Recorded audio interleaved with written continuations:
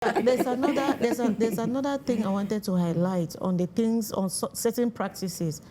If a woman is or she has given birth, to allow or to enable the uterus go back, you see sometimes they'll tie as well. Yes, yes. They want to tie. Yes. They want to tie. They want to hit it with warm I noticed water that a lot. Yeah. I noticed that a lot. It was even tried on me, but it didn't last 2 minutes. And worse still, one who has undergone C-section is worse. So mothers out there, these are practices that, well, it could have been working, but the experience, it's about research. Yeah. Before certain conclusions come out, is based on an experience, a research that has been done over a period. Now, over a period, it has been realized that those mothers who were always tied, they develop quite some health issues. A lot of health issues, even this back pain, Your spinal cord, it's done. Yeah, This is why I refuse. Yeah, I know there's some babies that they stay at the waist level. The waist level. There are some that goes behind, some babies go be front, some are at the waist level. Like I haven't understood that, but no, it's just about the uterus, how the uterus expands. So as the uterus expands with your vertebral column, the position of your vertebral column, it can take any site. So now you want to force to tie the vertebral column, the axis. It has to go back to its anatomical axis. Now you force it. What are you doing? You're either pulling on the ligaments, compressing those gaps, those spaces. Those spinal cord spaces, you want to pull, you want to drag.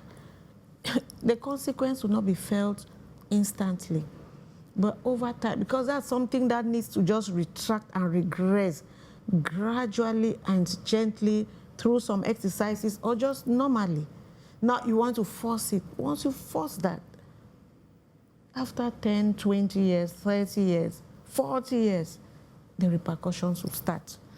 You start suffering from some pain, unnecessary pain that lives here, sometimes goes down into your lower limb and stuff.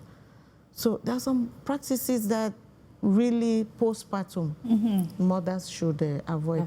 We're talking about the breast milk. I think that since this is a program postpartum, breastfeeding is equally one of those challenges that the mothers go overcome.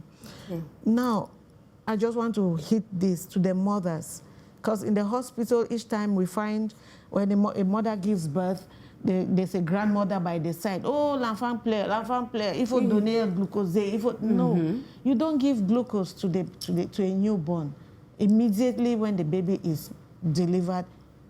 Under normal circumstances, if the mother is still there to breastfeed, there are some that maybe it takes away the life of the mother. Childbirth takes away the life of the mother. There you can wrestle to see how to start up with a formula breastfeeding. But when a mother is present and she delivers, you usually see when we cut the umbilical cord, they want to place the baby after cleaning the nipple straight on the breast milk. Why? Because the breast milk that comes from 0 to about 2-3 days, that's the best antibiotic that a child can ever have. That milk is not really visible. Sometimes the mother will be like, oh, it's not flowing. The breast milk, the baby is crying. The baby is crying too much. They let the baby cry because it helps the lungs and the other organs to expand. The baby needs to cry. Because if the baby doesn't cry, it's not also good. So the 0 hour when the baby comes out, that milk that comes out is yellowish, it's very light, it's not very visible. You may think the breast milk is not coming, but it's there. The baby needs it. That's the first antibiotic, natural for the baby. It builds up the baby, and it equally prevents the baby from early neonatal infections and other infections later.